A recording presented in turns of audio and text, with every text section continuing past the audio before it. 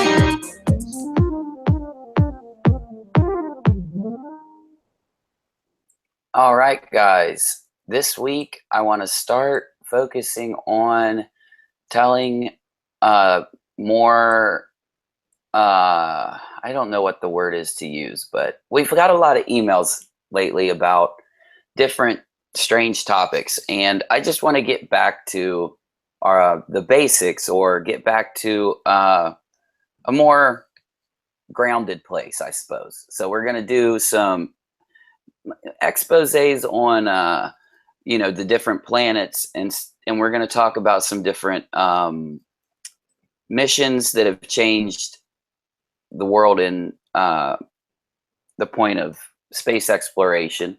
And we have an excellent guest to start off Monday to help us with this task. Her name is Nancy Atkinson, and she writes for Universe Today and has written a book, Incredible Stories from Space, behind the scenes look at missions changing our views of the cosmos. Nancy, thank you for being here. You bet. I'm excited to talk with you and your viewers. Okay, just give us an intro. I'm interested to know how you, what made you want to write the book and the journey to get there, and if you want to introduce just some of the other stuff you've done, just let us know that. Sure. Well, I've always been interested in space explorations from when I was a little girl. Just something about it. I think I like the concept of exploration and going places that people have never been before, and learning things that, just to find out what's out there, because I used to look up at the stars at night and just wonder what's out there. So I've always been intrigued by space exploration. So life happens and you just kind of get busy with your family and stuff, but I had the opportunity to start writing, and I used the opportunity to write about space exploration, because again, that was just a topic that I was very, very interested in. But what I found was that a lot of the general public, they don't really have a good inkling of what NASA is doing and what other space agencies are doing. So I used the writing as a way to get the word out about what I thought was all the just cool and amazing things that were being discovered, and the just the amazing accomplishments that were being made in space exploration. So that's kind of why I started writing, just my way of being a geek to share what I thought was the cool stuff. Well, definitely. I'm a big geek myself, and I love space. It's really cool what you said. I felt the same way. I always would like lay down and stare at the stars at night. And it's the most fascinating thing to see pictures of the different missions that NASA has sent up. And I thought, you know, recommending that my readers check out your book would maybe give a lot of them a different perspective, because we a lot of us, like us YouTubers and my audience being on YouTube a lot, you know, they need little things like they need to do little things to get them out of their YouTube box sometimes. And I think this is an excellent suggestion. Okay, so tell us about this book, Incredible Stories from Space. You don't have to divulge a lot about, you know, the different, you know, chapters or anything like that. Just what can they expect if they you know, downloaded or bought a copy of it? What are they going to expect to read in this book? Well, the book takes kind of an inside look at some of the NASA's robotic missions to explore the solar system and beyond. So missions like the Curiosity rover that's driving around on Mars right now, Hubble Space Telescope, the, you know, long-running, just amazing telescope. Other missions that you've probably heard about recently are the Cassini mission to Saturn, which is getting near the end of its mission. So they're doing some kind of daring, exciting dives close to the planet right now. Other missions that you probably may not have heard about, you know, the Solar Dynamics Observatory studying the sun, the Lunar Reconnaissance Orbiter taking amazing pictures of the moon. So anyway, the book has about 10 chapters in it, and each chapter is dedicated to a different mission, where I kind of take an inside look at missions. I look at the technology and the science and the exciting discoveries that are being made. But most of all, I think it tells the human side of these missions, because even though these are robotic spacecraft, so uncrewed missions, no people on board, there still are a lot of people involved, and behind every robot is a lot of human effort. And so for the book, I interviewed 37 NASA scientists and engineers from the various missions. And they just kind of told me their behind the scenes stories of what it's like to work on these missions, you know, from what happens when your spacecraft can be millions of miles away and something breaks on the spacecraft. How do you fix it? Well, amazingly, these engineers are so amazing that they can a lot of times fix spacecraft from millions of miles away, or at least figure out a way to work around the problem and get the spacecraft back on track again. Or just the emotions of what it's like to launch a spacecraft. You know, when you're building these missions, you've got delicate instruments on board, and the spacecraft have to be built so precisely and intricately. And then basically to get it to space, you have to put it on top of thousands of pounds of explosives on a rocket to launch it into space. So I'm sure there's a lot of emotions as far as doing that. So, but I think what I found was that even though these are robotic spacecraft, and it's the human element is really important to making these missions successful, because of the dedication and the passion and just these incredible people that I had the great fortune to talk to. You know, it takes you know, to set out on these journeys of exploration, it takes humans to kind of ask the questions of why we should go explore and why we should do this. And it takes humans to build the spacecraft, and it takes humans to launch the spacecraft and get it on the right trajectory so that it's heading to the right place. You know, all of these bodies in our solar system are moving around all the time. So it's kind of rocket science to figure out all that. But you don't have to be a rocket scientist to be absolutely awed and amazed at the incredible images that we're getting back. Basically every day, these spacecraft are sending postcards from their journeys across the solar system. And it doesn't take a lot to be awed and amazed at the incredible science that's being done with these missions as well.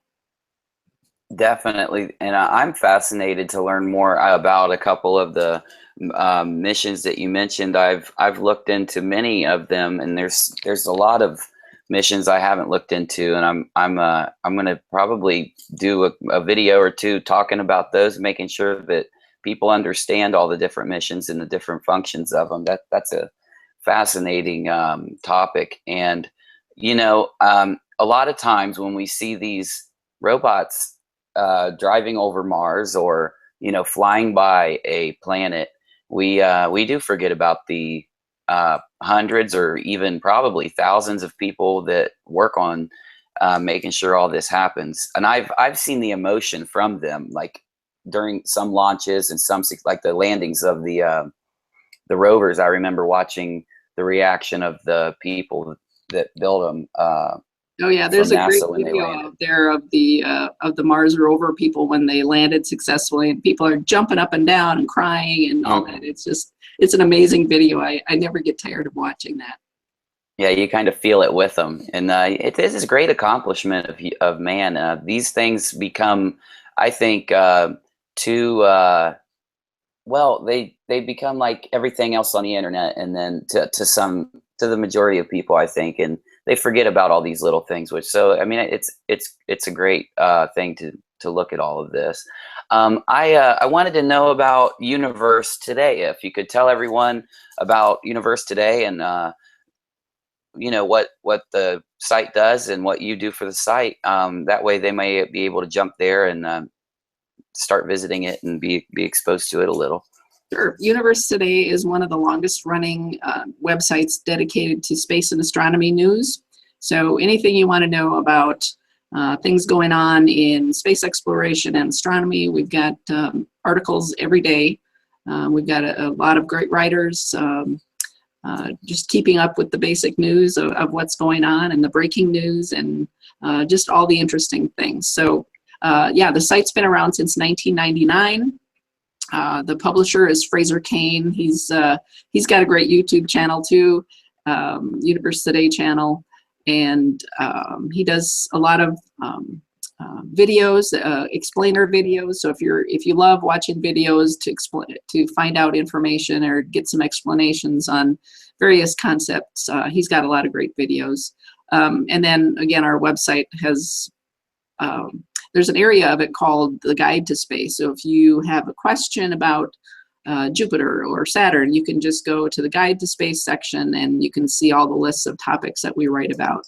So yeah, we interview scientists and write about the latest findings and try to explain things in easy to understand language. We're not but I just think science is cool. And so for me to write about an article, I need to get it down to a level that I can understand it. So that's kind of my goal, is to make it understandable for the general public. So yeah, that's excellent. Yeah, that's excellent. I love looking at pictures of space and reading about what the people behind the scenes say. So yeah, when I found your book and looked at it, I just thought to myself, this would be so cool to get a couple of my viewers to read it, and we could talk about it afterwards. And my book has about 250 full color images in it, so there's a lot of great pictures because I think some of the coolest things about space are these amazing images that we're getting back from different planets in our solar system, and of course things beyond that from the Hubble Space Telescope or the Kepler Space Telescope that's finding planets orbiting other stars. That's just one of the most exciting hot topics right now is exoplanets. It is. Let me ask you about exoplanets for a second. What do you think about the TRAPPIST exoplanet that they found that had a lot of possible habitable planets circling around it? Do you have an opinion on I don't know what the question is. I think it's one of the coolest things that ever happened. I just thought I'd give you a second to tell us what you think about that. Sure. Well, just basically 15 years ago, 1995 was the first discovery or first confirmation of another planet orbiting a distant star. So before that, we really didn't know for sure if there were other planets orbiting other stars. We thought there probably was, but here we definitely had concrete evidence. And the Kepler spacecraft is a spacecraft that was dedicated to specifically looking for planets orbiting other stars, and they have found thousands. So, and not only have they found thousands, but they found that basically every star, statistically, every star has at least one planet, and probably more. So even though some of these solar systems that we're finding are completely different than ours, you know, they've got huge planets right up close to the star, or a lot of planets like the TRAPPIST system, the TRAPPIST-1 system, has got 7 planets all grouped together, and the one farthest out, their year, or their, you know, the time that it takes for that planet to go around the sun is 18 or 19 days. So, and the other planets have shorter years. So it's a very, very different architecture for their solar system than what we have. So we're finding a wide variety of solar systems, but the kind of holy grail, or whatever you want to call it, would be to find an Earth 2.0, or to find a potentially habitable planet. We have some planets could be considered potentially habitable, but we don't have the concrete evidence yet that there are any life or life forms out there in other places in the solar system, or other places in the galaxy, or the solar system as well. But yeah, it's fun though, because yeah, I mean, we talked about it earlier. You look up at the stars and you wonder what's out there. You think, you know, there's so many stars. There's got to be other life out there somewhere. So it's just exciting to be able to report on these findings, like from the Kepler Space Telescope, or the other missions that are looking for exoplanets. And it's exciting because we have missions coming up that will be able to expand on what we're finding now. So it's an exciting time. Yeah, and that was the next thing I was going to ask you. And it's a, you know, very generalized, broad question, but everybody that thinks about space and thinks about NASA and what we do in exploration, they always think about how long do we guess that it'll be before we actually find life, maybe not intelligent life, but just any life out there. And that's a question that we get emailed a lot. So I thought I'd ask you that. How long do you just generally guess, with all the advances we've made lately and the new things we're doing, and thinking about where we'll be, you know, just in a few years, we'll be so much further then. What's your guess on how long it'll take us to find any type of life in the universe? How long do you think it'll be until we get that? Yeah, it's accomplishment. Basically, it's a guess. You just, you know, you can't really predict these kind of things. I remember reading a couple of years ago where someone predicted that it would be within 10 years. So, you know, that's possible. And this was a reputable scientist who said this. And that mostly is because of the advances that we're making. You know, every time we make a discovery, we're honing our techniques and figuring out new ways to look at the data. We also have a couple of spacecraft. The James Webb Space Telescope will be launching next year in 2018. And that has the potential to be able to look at the atmospheres of exoplanets, planets very far away. We're doing that now with it's an infrared camera, and it'll be able to detect you know, things like oxygen or methane, or things that would be kind of a telltale sign of life. And there's another spacecraft that's launching to look at it. It's kind of a complement to the Kepler Space Telescope, because Kepler looked at planets that were kind of close to the star. This new telescope will be able to look at planets that are farther out from the star. So yeah, it's a guess, but it would be exciting to be reporting on it when we find a planet that's has potential for life, or at least has strong signatures of life. You know, these planets are so far away. There's no real way that we could actually capture a picture of, you know, like a building on another planet. We just do not have that kind of technology yet.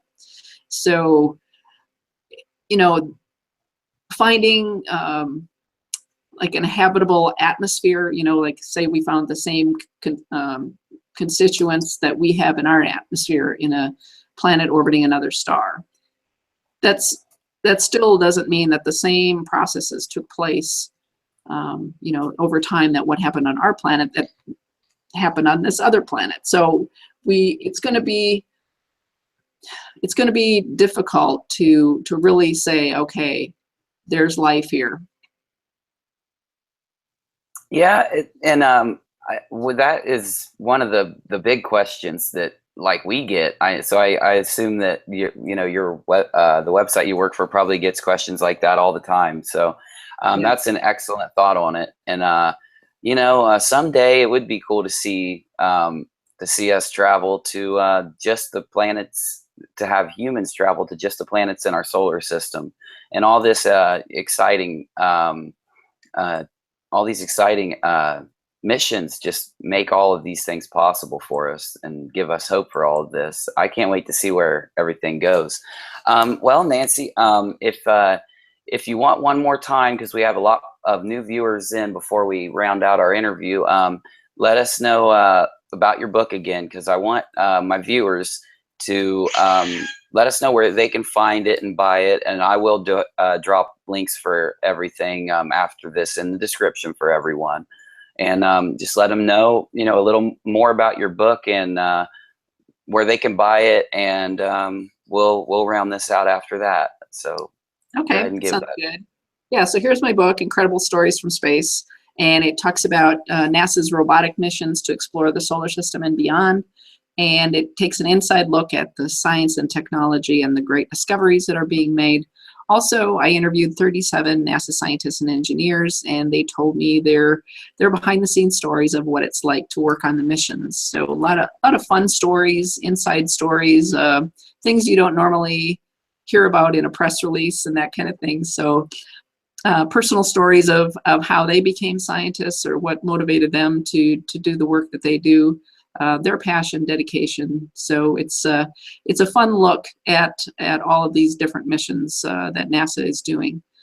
Again, they're robotic missions, so no people on board, but a lot of people behind the missions. So, and you can find the book at Amazon or Barnes & Noble. If you like to go to a store, a lot of them have it in stock, but if they don't, you can order it.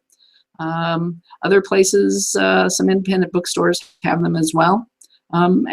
Ask them, and I'm sure they'll order it for you.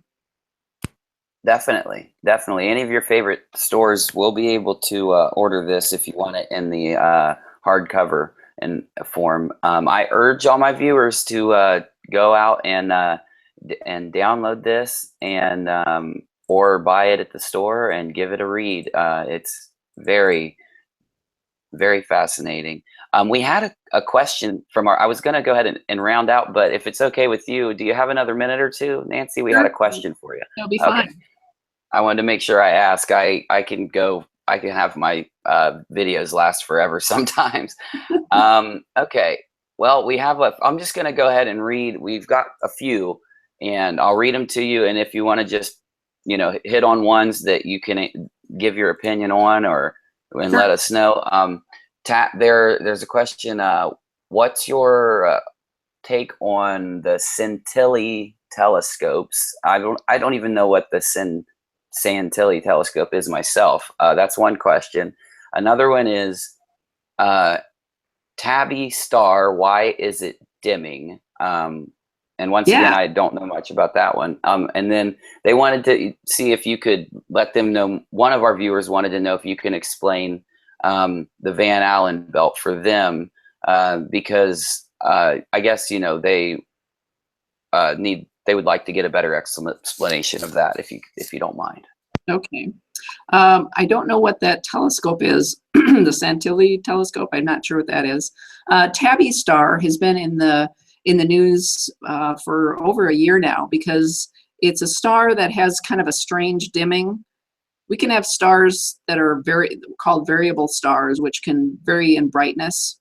And there's usually an explanation for it, like it's a spinning star and it's it's a pulsar that's spinning around and its brightness changes. Well, Tabby star is not a pulsar, but it has strange kind of periods where it dims. So one kind of out there concept that a lot of people actually are thinking is a possibility was that there was an alien megastructure around this star. So you've probably maybe heard of Dyson spheres or other kind of structures around a star that would be built by an alien civilization, which that sounds so cool. And this is actually one idea for why this star is dimming that's been taken rather seriously. Now there's just this week now, someone predicted kind of the predictability of this star's dimming, and they predicted that this week that it would be dimming. And so a lot of telescopes have been trained on this star, and yes, it is dimming. And now the task is to figure out why it's dimming, how it's dimming, and get a good explanation for it. There's a lot of people interested in this. Scientists love a good mystery, and this really is a good mystery. And a lot of even amateur telescopes and amateur astronomers are looking at this star, and we're trying to figure this out. So it's a group effort, which I think is really cool. Yeah, I've actually heard about this one too. That is really crazy. The thoughts of maybe that there's an alien structure surrounding the star, and then I'm sure we'll find out the reason someday. I didn't mean to interrupt you though. Go ahead though. No, but yeah, it's enticing. Since people are studying it this week because it is dimming, I would say maybe even this week there'll be some new ideas or new news on it. So keep posted to your favorite astronomy news website, and there should be some news. And yeah, it's just fascinating, I think, and it's a fun mystery to try to unravel. And it's fun to be able to do it in real time. People are. I saw someone was doing a live Facebook of of an observing run and just doing a commentary as they were looking at the stars. So that's a lot of fun. Yeah, definitely. I love mysteries. We cover pretty much every mystery we can find. We love covering. So this is one of those great mysteries that we may have a chance to solve this one someday. So that we might get the data to solve this mystery. I love when we solve mysteries. So that'll be excellent. Okay. Well, Nancy, I appreciate you coming on so much. I'm going to go ahead and tell everybody one more time. We have like maybe 4 new viewers. I want you guys to know this is Nancy Atkins, and she has this book, Incredible Stories from Space, a behind-the-scenes look at missions changing our view of the cosmos. I recommend it to you guys. You know that I only recommend stuff on the channel, and I really would.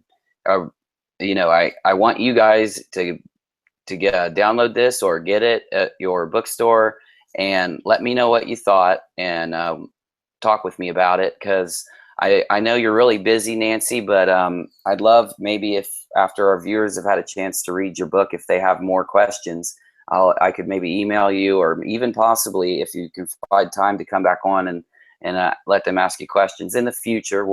I'll put out an invite for that sometime. And I just am very happy that we got you on and got a chance for everybody to see your stuff. And I thank you very much for coming. Well, thanks. I'd be happy to come back. It's been a lot of fun, and I'd be happy to answer more questions for your viewers too. All right. Okay, guys. And one last thing, links will be in the About section.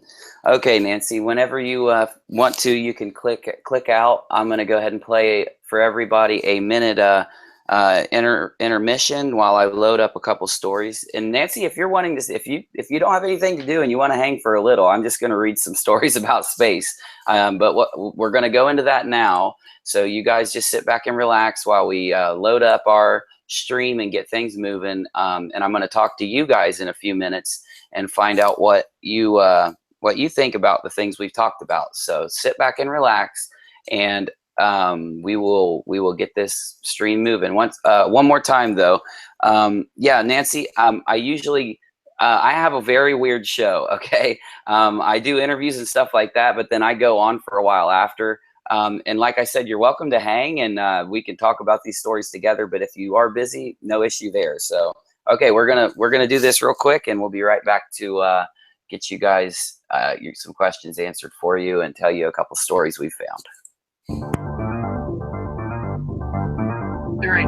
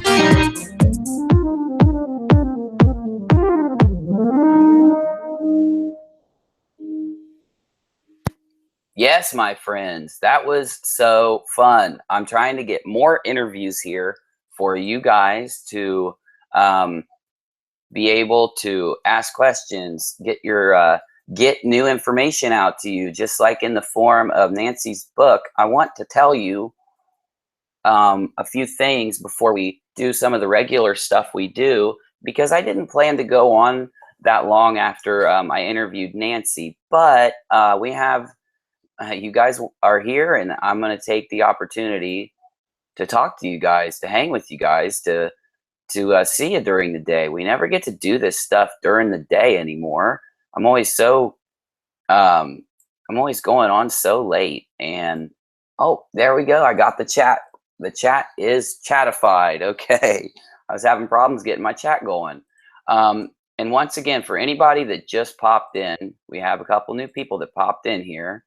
Let me get my stuff set up real fast. I was not set the way I normally am to play the different sounds and do the different things that I do every time you guys are here. So if you're just coming in, I want to tell you what we did. We had an author, Nancy Atkinson, and I just talked to her about her book, and I'll show it to you real fast. Incredible Stories from Space, a behind-the-scenes look at missions changing our view of the cosmos. We spend a lot of time exploring mysteries on this show, and I know some of the mysteries that we like to talk about, and we want to solve. You know that Dark Wolf and I, we attempt to solve the mysteries. When we got the questions about the star next to the moon, we wanted to dig in and give you every possible explanation for why there was a star that kind of seemed like it moved with the moon. Also, when you asked us about satellites and why we don't see a lot of satellites orbit the Earth, we wanted to answer those questions for you. And we started this live show down that journey, and it has done so well that we decided to just keep going, keep doing this. We're adding every feature that we could possibly think of to this show. Nancy was kind enough to come in, talk to us, give her opinions on some things, and it was a wonderful interview. If you guys didn't get a chance to see it, as soon as this uploads, I urge everybody to go back and watch.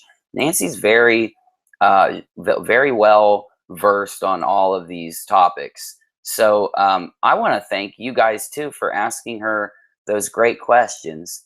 I didn't ask her the one question about the hybrid program because I have to respect my guests, and if Nancy obviously looks at space and the missions and in the way that most of us do. So I don't like if I have a very science-minded, you know, if I have a person that does those types of topics, I don't ask them questions from that side. Just like if I had a guy on the show who did who was trying to tell us that the moon missions were faked, I wouldn't ask him about, you know, cheese pizzas and stuff like that. So I wasn't going to ask Nancy about the hybrid program for the viewer that asked me. It wasn't to disrespect you. I just wanted to say that. But Nancy said she'd come back, which is awesome. And I definitely want one more time. I want to go ahead and give you the link so you can check this book out.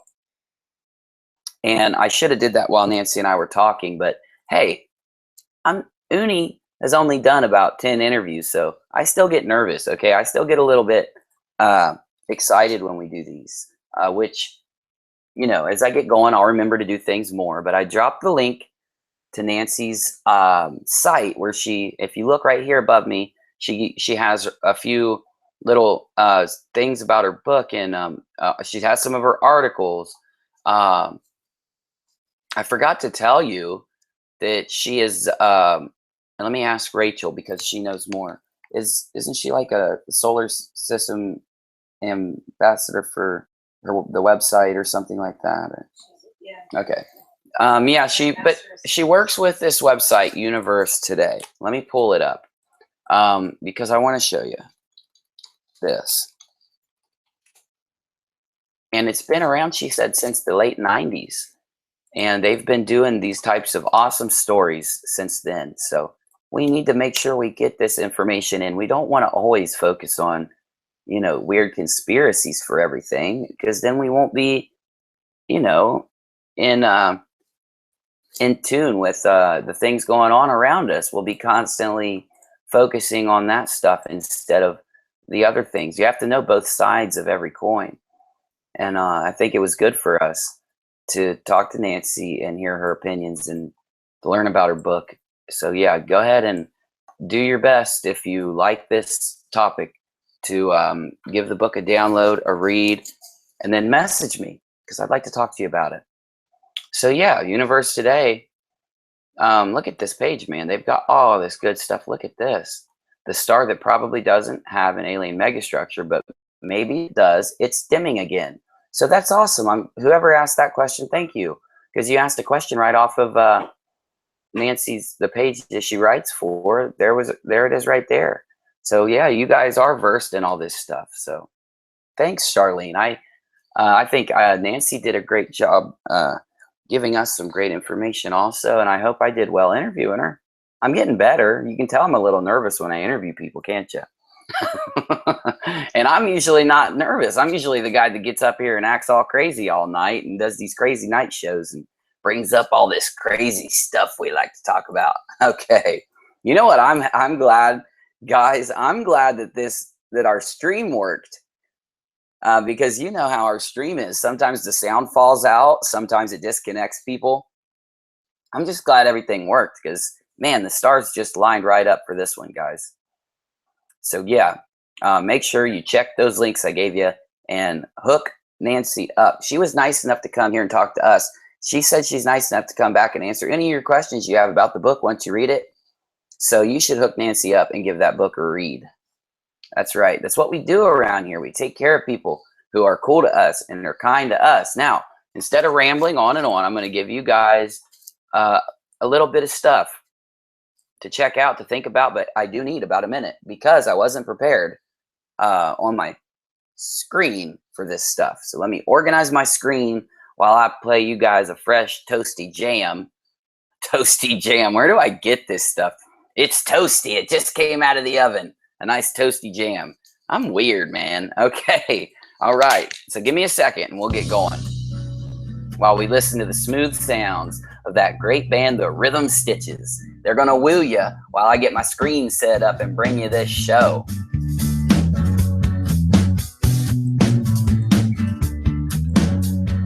Lately, I'm so easily bored. I'm sure the stimulation that I'm probably ignored. Live like day to day, but I've been tripping, slipping, I've been drifting away. That is the price that we pay. All these years and years, never would I dream. Find ourselves in fear. Speak over the noise, the conversation clears. Disregard the norm, 'cause you'll never find it here. Hardly half the will ever hold. No other accusations quickly turning and flow. Barrage of images you can't obtain. Don't ask me why, 'cause I can't explain. Must be the order of things until you find yourself stuck in the middle again. It's thousands of episodes of all of your friends, and I have promises I made that I intend to keep so I can sleep. You gotta ask these people, how can they sleep? How can they sleep? La, la, la, la, la.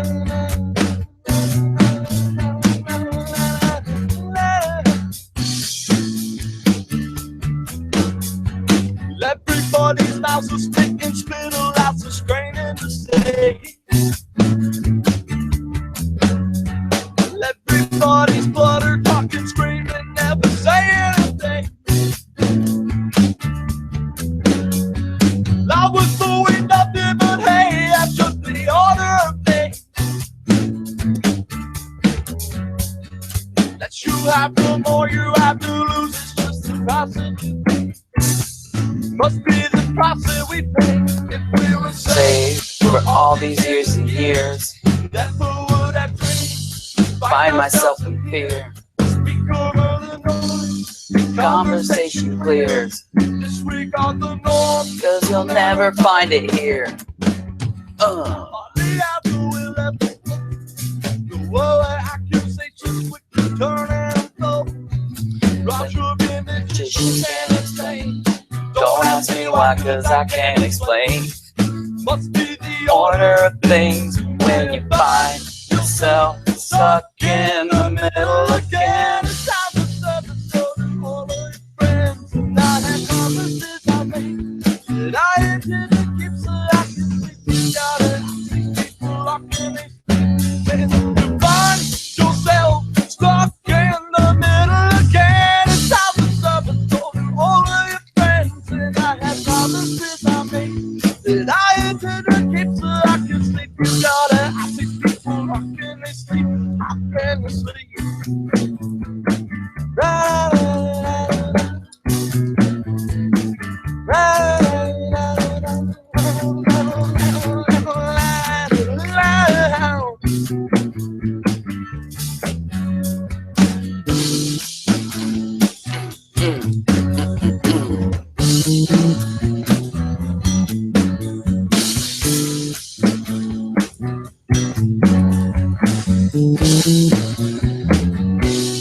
That's right, the smooth sounds of my old band, the Rhythm Stitches. Unfortunately, Doc, that was not me singing. I saw that question.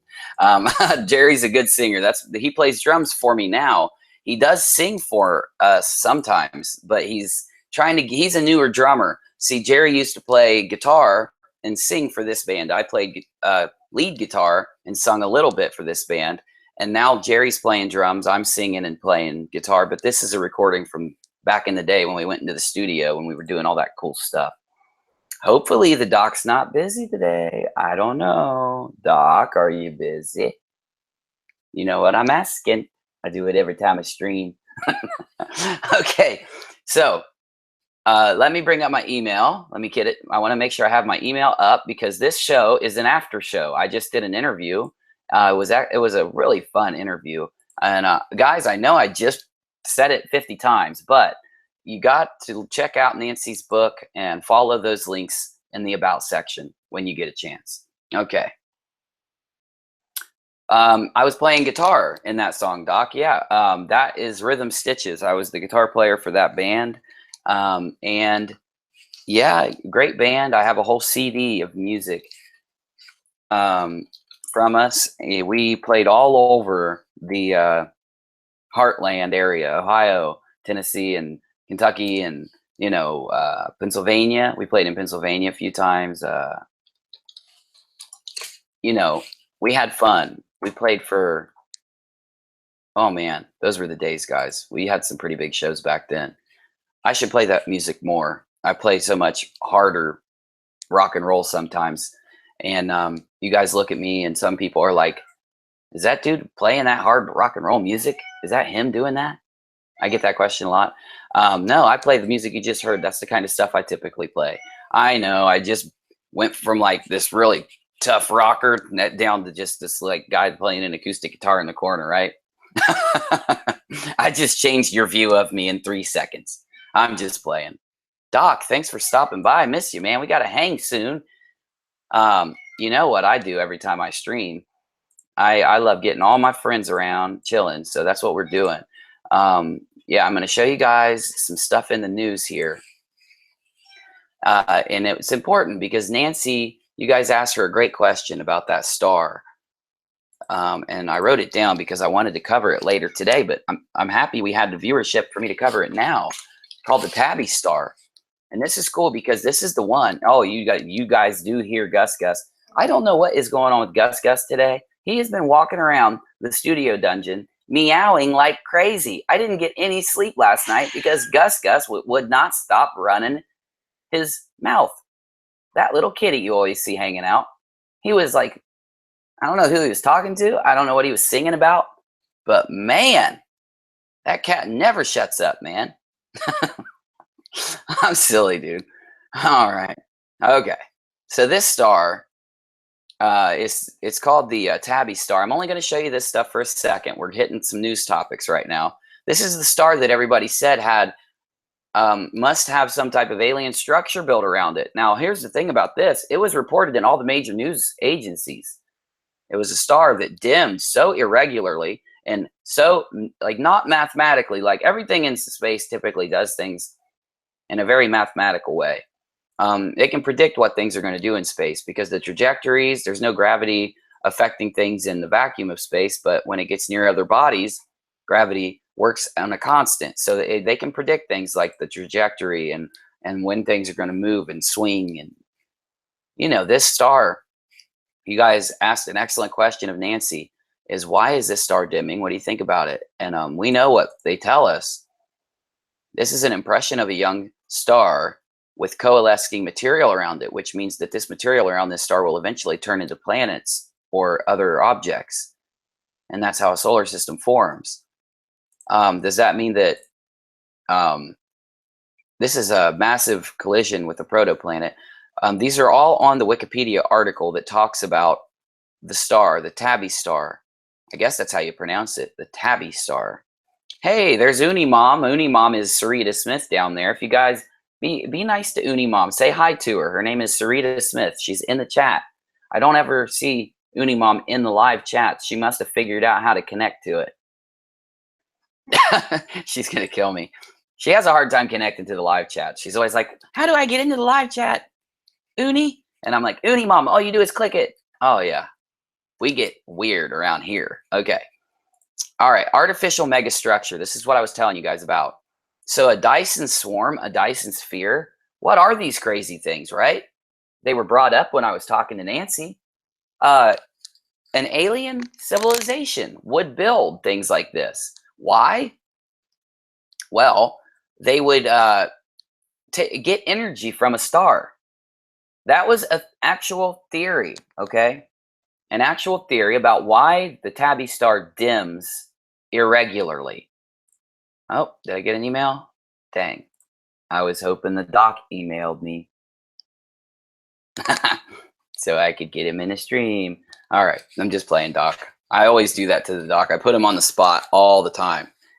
I'm going to eventually make him mad. He's going to punch me sometime. Like, Uni, quit inviting me to streams. Okay. You know what I forgot? I forgot to bring up my soundboard, guys. I don't even know where I put it. Okay, so this thing. The reason I'm bringing this thing up that you're seeing right here, this is a Dyson sphere or swarm, I guess, because this is saying there would be objects that have receptors or solar panels, whatever type of word you want to use.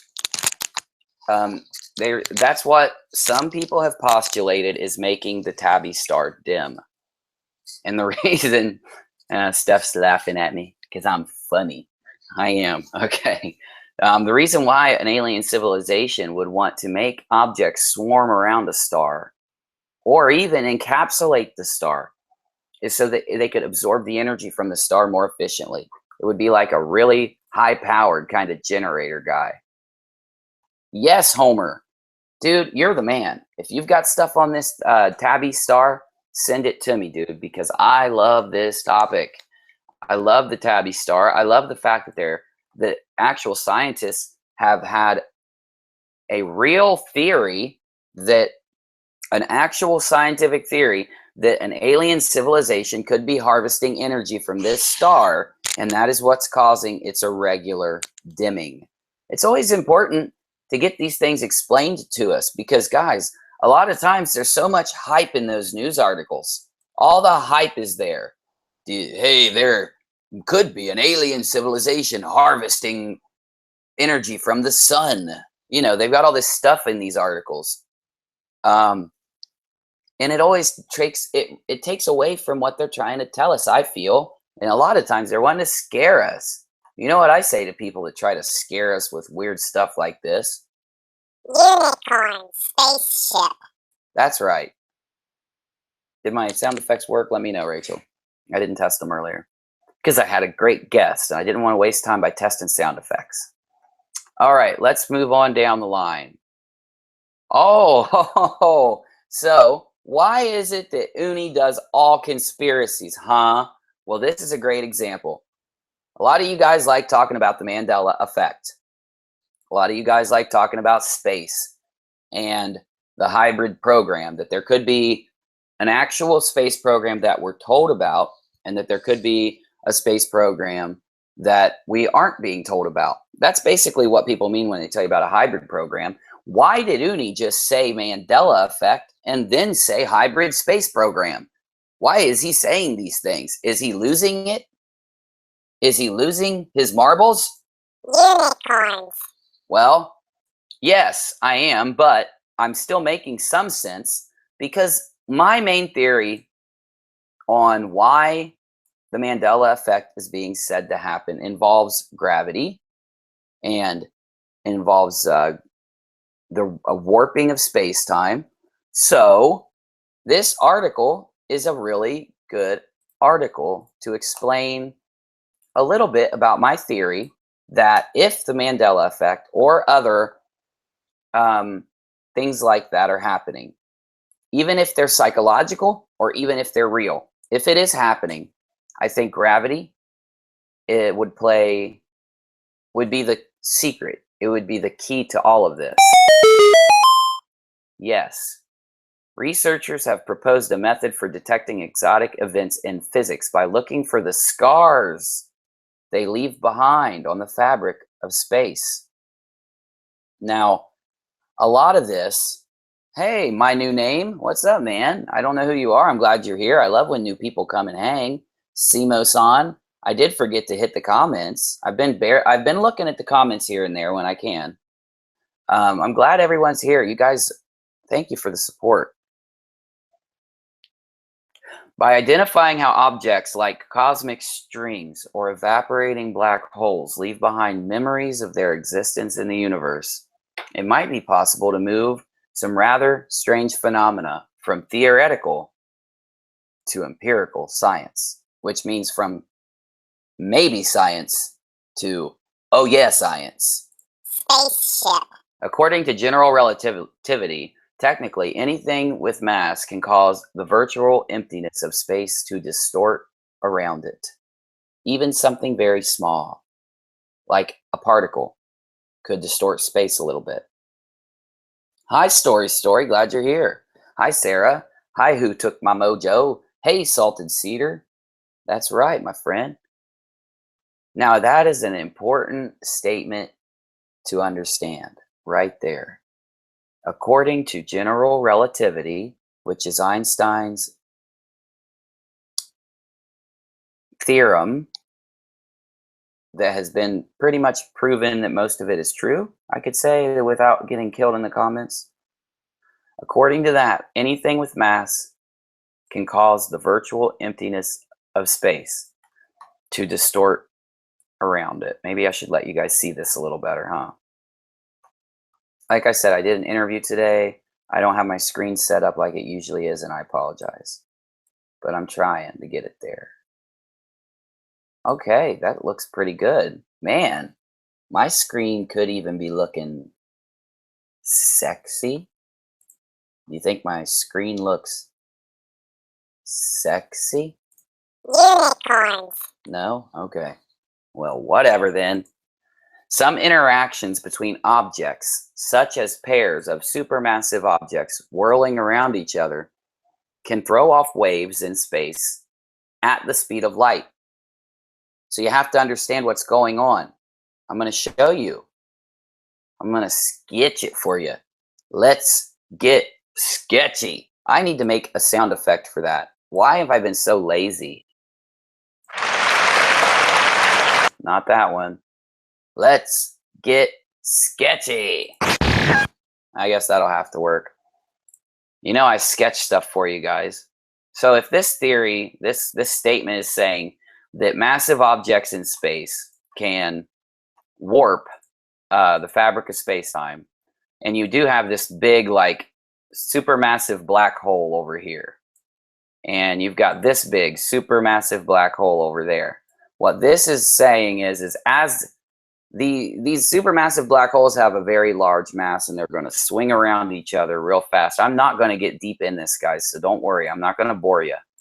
They swing around each other in a circle, and they throw off these big, crazy gravity waves in the fabric of space-time as they swing all around it. They throw them out, and those things are like, just as the article says right here, it says that it could leave behind scars on the fabric of space.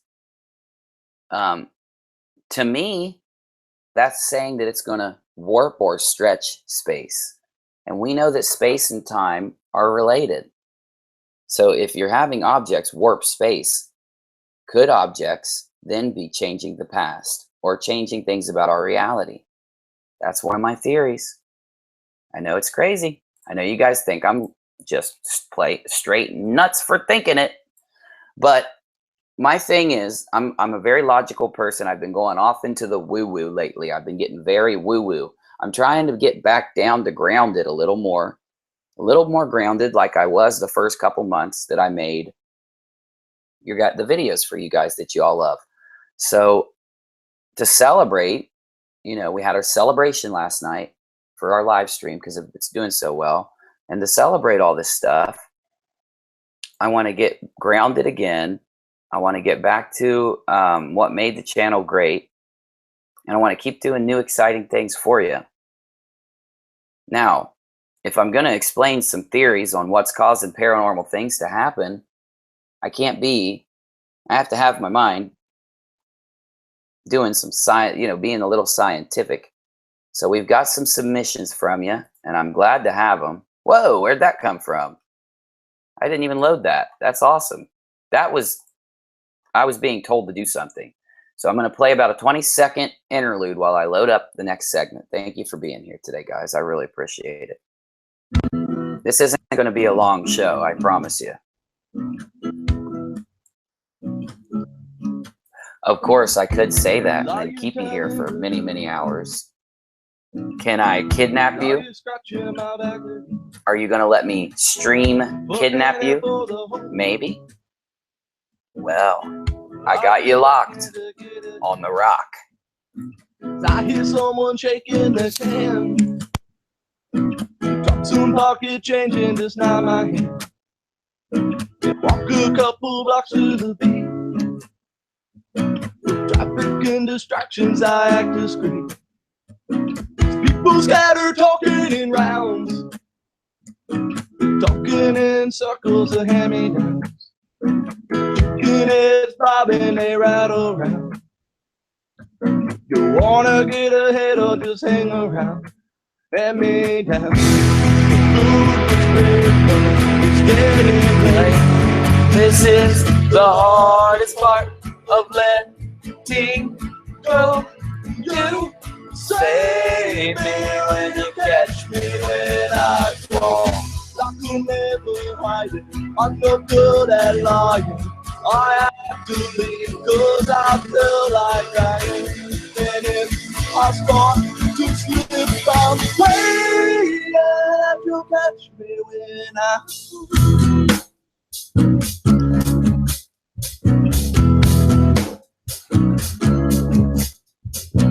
storm clouds are heading my way. I'll take the rain check for another day. Red is settling in. It's time to make or break. Are we up to this? We'll drop by my apartment. Stop by and see me. I have plans and obligation, but none of them on me. I have myself fed. Hold the presses. Stop. Some people say that humans have done a lot. Stop the stuff. Put the brakes on. What is this link that you sent me? NASA finds a bubble around Earth that we created by accident, and it's from USA Today. Is USA Today a fake news place? I didn't think they were. Mods, Rachel, do we trust USA Today? Oh, shoot, she's not down here. Dang it. I thought we trusted USA Today. Am I wrong?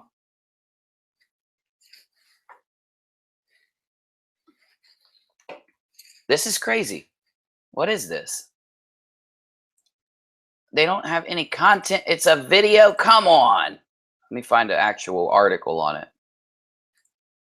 Man-made bubble. Now that's the Daily Star, so they're going to exaggerate stuff way out of proportion to the point where I won't even know what to believe or not, but Daily Mail, of course, has it. There's USA Today, AOL.com. Okay. I'm not saying you can trust AOL, guys. Don't kill me in the comments. I'm just saying that the majority of the stuff that we get from AOL, they're all linking to this same video. It looks like the video is on Daily Motion. This is really strange. Okay, what is going on here? I'm going to read this and we're going to talk about this because, guys, could this be the article that we've all been looking for to explain some of the stuff going on around us? Could this be it? Could Michelle with 1L have found it? Yeah, the link you sent me, Michelle, it didn't work. I had to type it into Google to find it. The link took me nowhere. I'd love to find it on NASA's site, though. If you can, abducted by unicorns. Rachel was. She disappears a lot, doesn't she, guys? She probably is up in the unicorn spaceship. For all we know. Okay. My mind is blown, guys. I didn't hear about this. You'd think this would be bigger than it is. I need to get a video out right now on this. Some say that humans have done a lot to harm planet Earth. This is sourced from AOL.com. But we may have actually done something good for our planet completely by accident. Thank you, Michelle with 1L. She sent me the NASA link, and I will hit that one in just a second. Discovered by NASA, a new study published in Space Science Review says a man-made bubble formed by radio communication has formed around the Earth. These are very low-frequency radio communications, and we use them today in things like submarines, but the signals also find their way into space. When these frequencies interact with the high-energy radiation in space, it forms a shield that can help protect us from dangerous space weather. Why is this starting to sound just weird? The discovery was made from a robotic mission that was launched in 2012 to study regions of charged particles around the Earth called the Van Allen belts. This happy accident could also help protect astronauts and satellites from the sun's harmful solar flares and other ejections. Thank you, Peter Quinn, for subscribing. I appreciate you. You know what we do when you subscribe during a live show? Thank you, my friend. That is for you, Peter Quinn. Thank you. Helping this channel grow, helping us get bigger, helping us reach our goals. That's right, Steph. This is weird. This bubble made by low frequency radio waves around our planet? What does that mean? Because every time we get something like this going on, it doesn't just affect us the way they say it does. There are always side effects, just like every time you take medication. Okay, let me go on a rant. I've already filled up an entire page. I need a thing I need a segment. Uni rants. I need a segment that says Uni rants before I go on a rant. This is a short one. If you take medication, it's going to mess with your body. You're going to have a side effect. Every single medicine you take has a side effect, even Tylenol. Yeah. They found out that Tylenol isn't really that great for your liver, and there's all these side effects for every medication you take in. And you're saying that coming from a guy who drinks Monster? Well, I didn't say I was the healthiest guy. I need to be. If I don't start getting healthy soon, I'm going to kick the bucket. That sound effect I just played is from The Legend of Zelda. Whenever Zelda kills an enemy, it sounds like this. So when I said kick the bucket, that's me getting killed by Zelda. Okay, I gotta stop being so weird. Quit playing weird sound effects. I do play sound effects myself, but my team does too. Okay, you guys know all about my team. I'm not talking bad about you. I swear, I was being nice. They always think I'm talking bad about them. I swear, they really do. I really do mean it. I like you guys. You do a lot of work for me. I told you not to talk about my mama that way. Oh, we're going to be firing some people around the rock today. You just wait till I make my next video. I'm going to fire him on camera again. Because he's mouthy, man. Oh, yeah? Why don't you go ahead and get out? Yeah, that's right. I said it. Okay, I'm sorry. I calmed down. Don't leave. Okay. I love you too. All right. We fight around the rock. And even though we fight, we're a really tight-knit group of people. We stick together. Yes, we have arguments. We get in fights. We call each other some pretty bad names sometimes. Yeah, like that one. Freaking not getting mad if you do it. But here's the thing. Even though we fight, even though we have these problems, even though we might get mad at each other, we still hang in there. We still stay strong. Doc Lupo says, no, don't fire your staff again. How do you keep firing all these interns you can fire over and over? Doc, luckily, there is a secret laboratory somewhere a couple miles away, and they just have all these crazy guys to give me every time I need someone. No, I'm just playing. I'm trying to come up with a crazy way I get all these interns. No, that was the same one. That wasn't a new guy. I just keep hiring him back. He quits, he leaves, he comes back. He quits, he leaves, he comes back. He throws stuff in my face, like that time he threw grape soda all over me during your live show, Doc. I know everyone saw that. I acted like I spilled it. Oh, no. He threw it on me. I'm not making you look bad. You did. If you did it, come on. All right. I got to get on this article. This is crazy. This is nutty. Thanks for the submission, Michelle with 1L. NASA finds a bubble around the Earth that we created by accident. Now, yeah, I'm not trying to scare you guys. I don't do the scary news stuff, okay? I'm saying the last time I found an article like this, it helped me form a really good theory about why the Mandela effect could be created. And I want all you logical people out there, because I do all that logical stuff too here. I do the woo-woo, and I do, what's a word like woo-woo that can mean logical? I do the woo-woo, and then I do the boo-boo. I do the logical, or I do the illogical spiritual side, and then I do the logical not thinking side. So the boo-boo. I just realized how bad I sound. I'm losing it, guys. Unicorn. Yeah, I know. I'm crazy. All right. I got to get back on track. I'm going off the train. All right. I want to find the original article, and I know I read it in here. They said from this article, Where was it? It was in the beginning. Some are too harmful, but actually done something good for our planet. NASA published this bubble formed. Oh my gosh, I don't even trust it now. So AOL talks about the bubble. They're trying to say the bubble is a good thing. If the news media is trying to tell us the bubble's a good thing, it's probably not.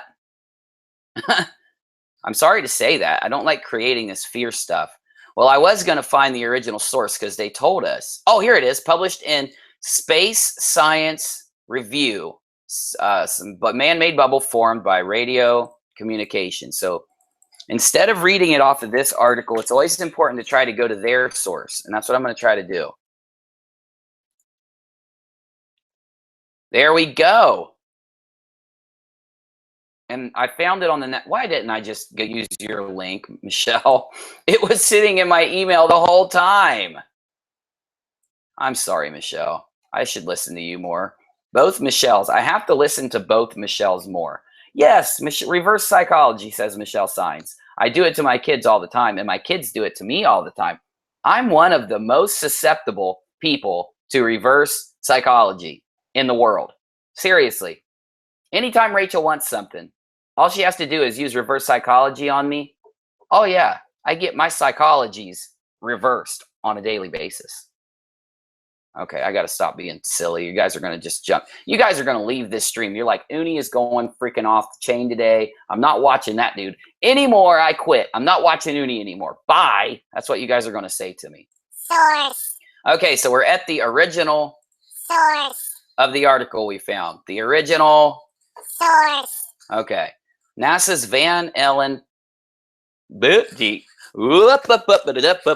Uni can't talk. I'm sorry. I have problems speaking sometimes. NASA's Van Allen probe finds human-made bubble shrouding the Earth. Now, I want to know if they're showing us with this little animation the Van Allen bubble or the Van Allen belt or the bubble. But I think the Van Allen belt looks different than this. Is this a joke? This bubble doesn't look right. Michelle Signs, don't say that out loud. You are so right. Ever. Yes, so true. Pelgrim says, we are not going anywhere, UNIRock. If you guys don't go anywhere, then I don't go anywhere. You know my rule.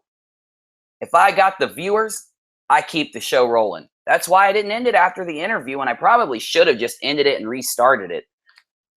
But that interview was great. Didn't you guys love Nancy? She's so well educated on this stuff, man. She has a really good thought process. Such a good person to have on the show. And not only that, she said I could ask her questions when I wanted to. So now if I have something that's stumping us, I'll just shoot Nancy an email and see what she thinks. This is so cool. Who knows? Nancy could still be watching. She could have been like, man, that Uni was such a nice, well-mannered individual. I'm going to watch his show. 20 minutes later, Uni again. He's nuts.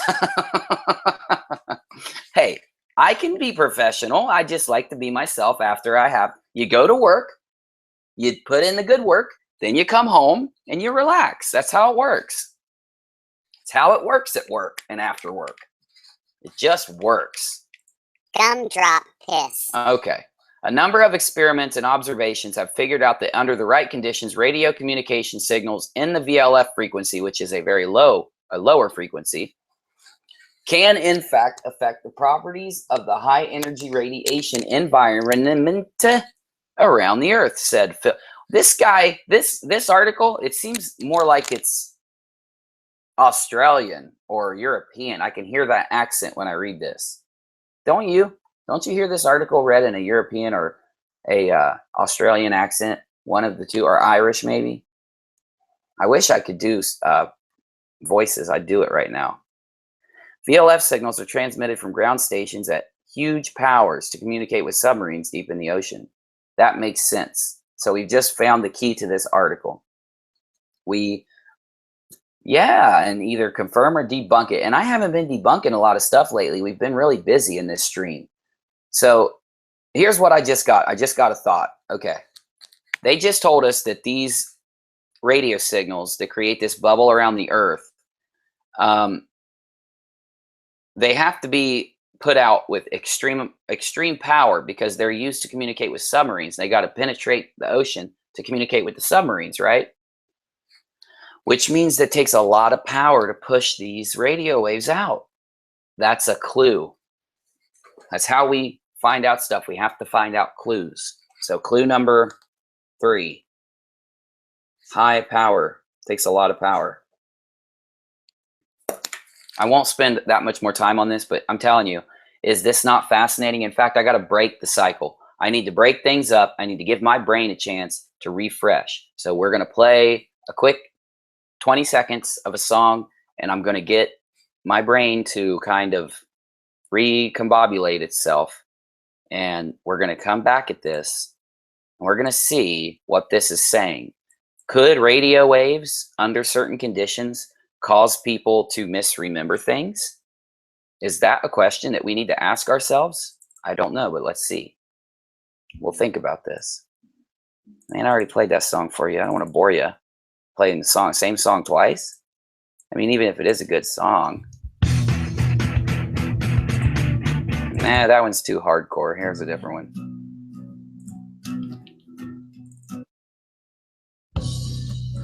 I like that one. Oh, I just found the song for you to hear for just a few seconds while I load this up. You're on the rock, and we're rocking. I've been a plan, but I could be failed. And I know everything, well, I learned something. I learned something that I know nothing. I know nothing, but I'm talking about my past. Always talking about myself. I'm talking about things. I know little, but I'm thinking of more things. We all had it from the Life and saying it all in all, we gain a few when we drift and fall. It's a crying shame, living all alone, looking for a reason. What's the reason? I was told to keep my mouth full, And I know where that's how the story goes. they say I stay 12 miles. I think in my head. It's always stuck in the time of, and you're scared, just close your eyes. Out of sight, out of mind, and you'll find a warm place to hide. Out of sight, out of mind.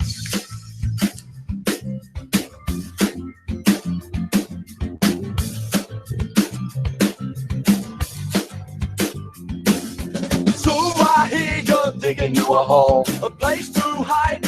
Out of sight, out of mind, out of place, out of text, out of time, doing time, digging you a hole. Digging you a hole.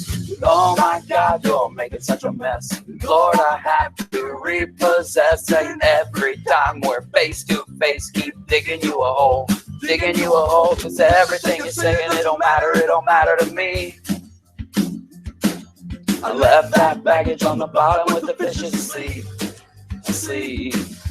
Life and saying when all in all we gain a few when we trip and fall, crying shame, living all alone, looking for a reason. What's the reason? I wish my days away. That's right, we're just hanging out and chilling after the interview we did earlier with Nancy Atkinson. We found out some great information. We've been sent some great stuff from our viewers. And I want to link our topics. We've been talking about space because Nancy writes books on it. She reports for it for Universe Today, which we found another great website to find good information about the topics that we love. Dark matter galaxies. The star that probably doesn't have an alien megastructure, but maybe does. This is important. Students are figuring out how to make beer on the moon. You know what? I hope that Nancy's boss doesn't get mad at me, but you know what? I hope he wouldn't, because this is like free advertising. I want to read this article, not the whole thing. I'm going to do the fair use thing. I'm going to just read a couple little tidbits of this because it's very interesting. Let me go ahead and, yeah, sorry. Sorry, Uni number 2, I have to close you now. No, please, I don't want to die. No, I'm sorry, I have to turn you off. Please, no, don't do it. I don't want to die, no. Sorry, I had to get rid of him. There's only one room. There's only room for one, Uni. So when that guy shows up, oh yeah, I'm going to knock him right out. Okay. I'm going to go back to this, but this thing is this article about the man-made barrier, the man-made bubble surrounding our Earth. This thing's getting to me. We're closing out on the show. We're going to be running out of time soon because I got to get my regular video done for you guys. I didn't even get one done yesterday because we streamed for so long. What? Yeah. Beer me. Give me a beer, says the moon. This is important. Students are figuring out how to make beer on the moon. Why is this important? Because they want to get drunk while they're up there chilling on the moon, y'all. When human beings colonize other solar bodies, how will they see to their basic needs? I.e., how will they get drunk? Research has been performed to determine where colonists would be able to procure water, how they might grow their own food, and where and how they may live. But what about the finer things in life? The things that make all the hard labor and sacrifice worth it. In case it's not clear yet, I'm talking about beer. Well, and if and when lunar or Martian colonies become a reality, will the colonists be able to brew and enjoy their own beer? Or will imported beer be the only thing available to them? Well, these guys right here. Their accomplishments so far include being one of the 5 teams selected to compete in the milestone prizes and successfully winning the 1 million milestone prize for their landing technology. Whoa! They won. They won the million for the landing. Johnny Koo, Jared Buchanan, Juan Lu Ling, Niki Ashari, Srivas Kalyan, and Tavish Trott. Credit San Diego Publications. So they held a competition to see a youth experiment brought to the moon aboard a spacecraft. And while their experiment did not take home the top prize. Their prototype will be still going into space thanks to Synergy Moon, who won an X Prize verified launch contract. The experiment will be launched aboard a rocket this December. For the sake of their experiment, all undergraduates within the Jacobs School of Engineering sought to test if yeast would be viable in a lunar environment. So they are trying to make beer on the moon. I'm not lying, and I think this is a fun, excellent, fun, cool article. Oh, Uni Mom says, quick, Uni, go to the moon. I am out of beer. Okay, Uni Mom, let's go. Let me jump in my unicorn spaceship and fly right up. I'll be right back with your beer. Okay. Oh, man, I'm getting nutty. Well, anyway, guys, let me put my keyboard down because I got to talk to you for a second. Hold on. I got to end this stream. And yeah, I hate doing it. I hate ending streams because we have so much fun. But don't worry, I'll be back.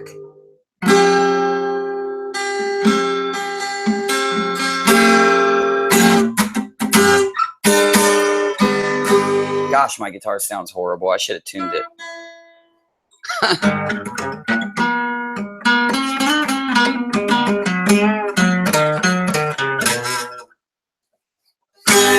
All right.